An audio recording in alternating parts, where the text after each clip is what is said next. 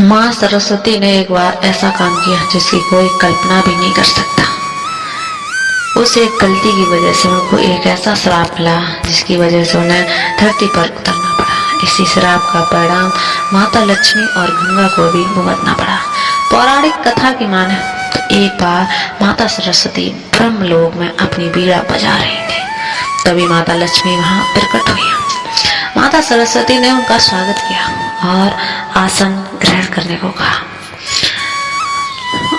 वो माता लक्ष्मी को हालचाल लेते हुए पूछा कि माता, आप सब ब्रह्मलोक क्यों नहीं आती? तब अभिमान के साथ माता लक्ष्मी ने कहा कि उनके पास समय नहीं रहता, और तो उन्होंने ये भी कहा कि मैं जन कल्याण के कामों में व्यस्त रहती हूँ। आज थोड़ा समय मिला तो सोचा आपसे मिल लूं। मुझे सबके धन, वैभव और सुख देना होता है, इसलिए समय नहीं मिलता। मेरे बिना इस दुनिया का चल पाना असंभव है। वही आगे माता लक्ष्मी ने माँ सरस्वती पर कटाक्ष मारते हुए कहा कि अगर उन्हें भी सिर्फ ब्रह्मलोक में बीड़ा बजाना होता तो उनके पास भी समय ही समय होता। माता लक्ष्मी की अहंकार बातें सुनकर माँ सरस्वती को बहुत क्रोध आया, जिसके बाद उन्होंने ही माता लक्ष्मी को कटाक्ष मारते हुए कहा कि यह सत्य है कि आप वैभव की देवी हैं, लेकिन फिर भी आपको चंचला कहा जाता है क्योंकि आपके पैर एक जगह नहीं टिकते। आप में बिल्कुल भी स्थिरता नहीं है, लेकिन मैं आपके बिल्कुल विपरीत हूँ।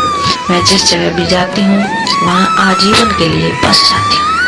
आपको तो कोई चुरा भी सकता है, बल्कि मैं तो बांटने में बढ़ती हूँ। उन्होंने आगे कहा कि कोई भी मनुष्य कितना भी धनी क्यों ना हो, जब तक मैं उसका साथ नहीं होती उसका जीवन मिट्टी के बराबर ही रहता है। माँ सरस्वती क्रोध में आग बबूला हो रही थी, जिसके बाद आगे उन्होंने माता लक्ष्मी से कहा कि अगर मैं ना होती तो यज्ञ, मंत्रोच्चारण और मुश्किल ना होता। बिना विद्या और ज्ञान के कभी भी किसी मनुष्य का जीवन संभव ही नहीं है। साथ ही उन्होंने यह भी कहा कि उनके मंत्रों के बिना भगवान विष्णु की पूजा भी अधूरी है। माता सरस्वती के तर्कों से माता लक्ष्मी संतुष्ट नहीं हुई और ना ही अपनी बातों से हिली, जिसके बाद उन्होंने कहा कि अब इस विवाद को फैसला सिर्फ श्री हरि ही करेंगे। बस फिर क्या होना था, दोनों देवियां इस बात का फैसला जानने के लिए विष्णु लोक के लिए रवाना हो गई।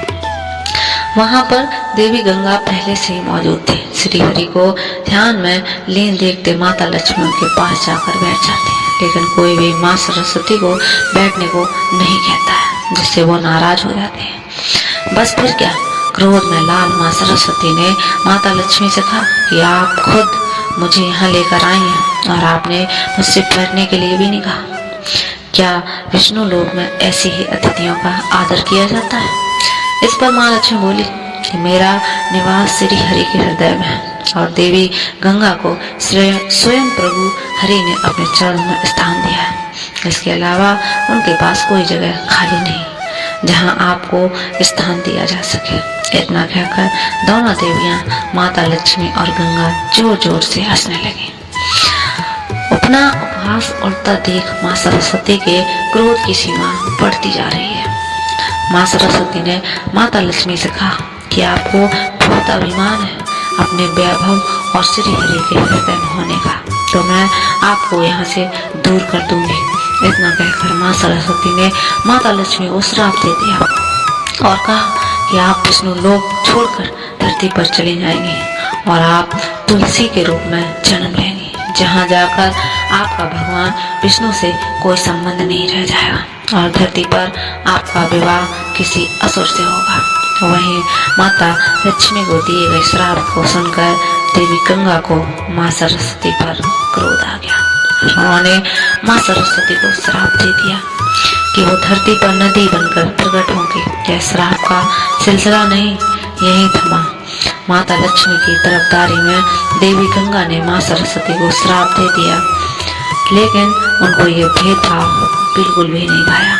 उन्होंने क्रोधित होकर देवी गंगा को भी श्राप दे दिया कि वो श्री हरि के चरणों से निकलकर धरती पर नदी बनकर निकलेंगी और अधिक से अधिक पापियों के संपर्क में आएंगे।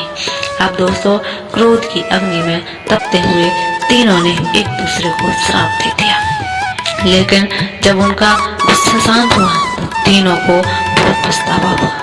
तब तीनों मिलकर श्राप से मुक्ति पाने का उपाय ढूंढने लगे, जिस पर भगवान विष्णु ने कहा कि श्राप का फल तो आपको भोगना ही पड़ेगा, लेकिन कलयुग के 10,000 साल पूरे होने के बाद आप सभी देवियां पृथ्वी से अपने लोक में आकर वास्तविक स्वरूप में आकर मिल जाएंगे। इस बीच आपको अपने वंश से नदियों के रूप में अवतरित होना पड़ेगा और देवी लक्ष्मी तुलसी का पौधा बनेगी। माना जाता है कि देवी सरस्वती अब अपने लोक को लौट चुकी हैं और अब गंगा के स्वर्ग लौटने की तैयारी चल रही है।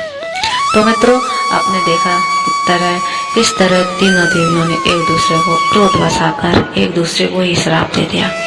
सिर्फ क्रोध के कारण देवी सरस्वती का ऐसा श्राप मिला कि धरती पर नदी बनकर उतरना पड़ा। वहीं गंगा भी नदी बन के उतरी और देवी लक्ष्मी विष्णु प्रिय वृंदा यानी तुलसी का पौधा बन गई।